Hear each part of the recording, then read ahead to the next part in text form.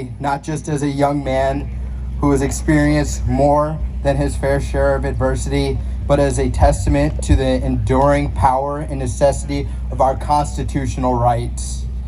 We all know the story.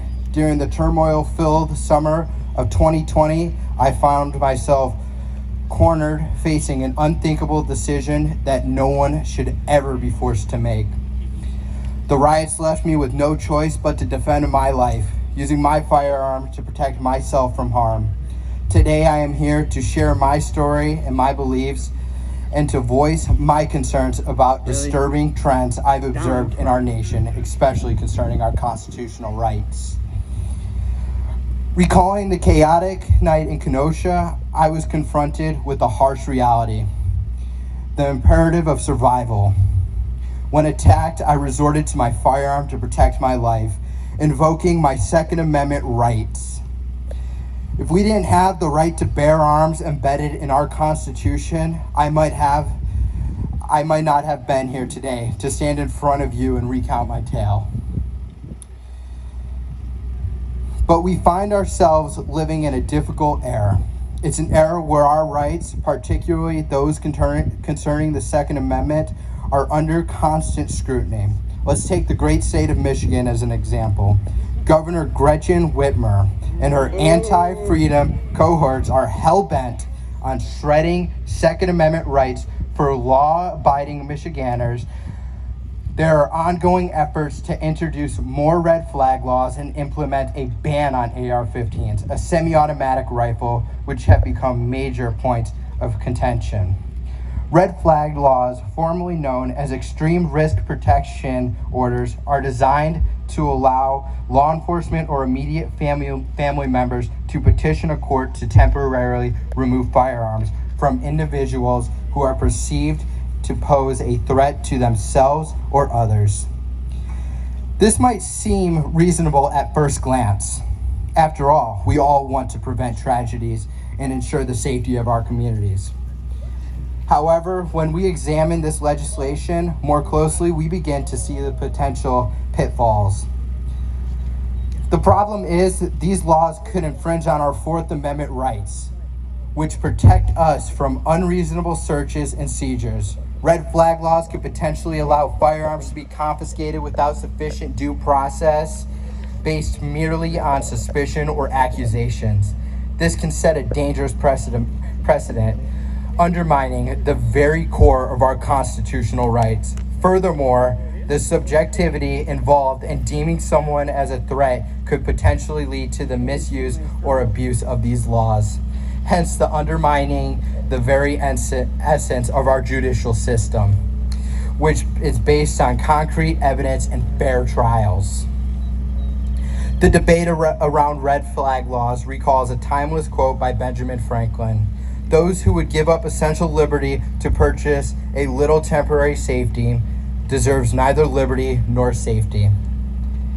This sentiment is a crucial reminder of the need to strike a careful balance between individual rights and collective safety, a balance that our founding fathers deeply understood and endeavored to enshrine in our Constitution. Simultaneously, we're witnessing a growing debate around the proposed AR-15 ban in Michigan. This rifle has long been in the sights of those advocating for stricter gun control. But the question we need to ask ourselves: does banning a specific type of firearm genuinely solve our safety concerns, or does it merely chip away at our constitutional rights? According to our laws in the Constitution, the AR-15, a semi-automatic rifle, is a lawful weapon. It is owned by millions of Americans for various purposes, including self-defense, hunting, and sports. Threatening the right to own such a firearm isn't just about the AR-15. It's about the encroachment on a broader fundamental right to bear arms. Let's dive a little deeper into the issue. If we look at crime statistics, handguns are used in the majority of gun crimes in the United States, not the AR-15. Yet, the AR-15 has become a symbolic target, a representation of a larger movement to curtail our rights. The proposed ban extends beyond just one weapon. It symbolizes a struggle to preserve our constitutional freedoms in their entirety. Grassroots organizations like the Great Lakes Gun Rights, Texas Gun Rights, I'm from Texas, and National Association for Gun Rights are at the forefront of defending these at both state and national levels to safeguard our Second Amendment rights. Great Lakes Gun Rights, for instance, has been essential in advocating for gun rights of Michigan residents and fighting back against the agenda of gun ban politicians. They've actively opposed red flag laws, rallied public sentiment against the AR-15 ban, and championed pro-gun legislation here in Michigan. Legislator quietly eroded. That's why I want everybody to go right now, pull out your cell phones, go to greatlakesgunrights.org. I believe that's it. Go check out Brendan's booth over there and sign up now. Sign his petition. Make sure to become a member. Without groups like Great Lakes Gun Rights and Michigan Open Carry, things could be far worse. These folks called out a weak-kneed Republican like Minority Leader Matt Hall for bending the knee to compromise and opening the door for red flag gun confiscation. Discipline begins at home, and all conservatives must first hold Republicans accountable before they can ever truly hope to retake the legislative majorities in the Wolverine state. Because what is the point of a Republican majority if they are going to pass the same gun control as the gun-grabbing Democrats? But there are also several Democrats in the very pro-gun districts who betrayed their constituents this year. That's why supporting efforts to recall these gun ban politicians from office are so important. And groups like Great Lake Gun Rights is on the forefront of exposing their records to bring positive policy change. At a national level, the National Association for Gun Rights works tirelessly to protect our rights. Their efforts include lobbying against federal red flag laws and the ban of the AR-15, reminding us that the vital role of civic engagement and vigilance play in maintaining our rights.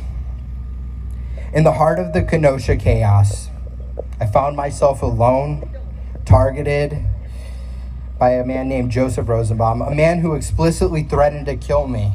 If I catch you alone, I'm going to effing kill you. Those were the words that he spoke to me that night. He did catch me alone. He chased me down and cornered me, leaving me with no choice but to defend my life. The choice I made to defend myself wasn't just about survival. It was a testament to why our right to bear arms is essential. The case of Daniel Perry in Texas, the great state of Texas, out of all places. It was a similar case, but it's less known. He was surrounded by rioters, with one aiming an AK-47 at him. Daniel was forced to defend himself. Unfortunately, his legal outcome diverged from mine, and he's currently serving a prison sentence. The thought that one could be punished for choosing to survive is deeply unsettling. These are not just the laws and bans we're discussing. We're talking about our rights, our freedom, and our lives. As we navigate these challenging times, witnessing the rise in mental illness, crime, and violence, we must question whether we will stand by as our rights are chipped away, or will raise our voices, assert our concerns, and fight for the preservation of our constitutional rights. Yeah. Let's not forget the privilege we have being born in this great nation. The United States of America has afforded us freedoms many people across the world can only dream of. We have the duty to protect these freedoms for our generations. It's our responsibility. It's our responsibility to call out these rhinos and these Democrats that are pushing these anti-gun legislation and go and vote for the right people. And if somebody votes for a bad bill, we need to vote somebody in that's going to change that bill and change the laws here in Michigan. Thank you guys all for coming out, and I look forward to meeting all of you guys in the VIP reception. I know some of you guys signed up, and I hope you guys are having a great time, and look forward to speaking with you guys more. Thank you, Kyle.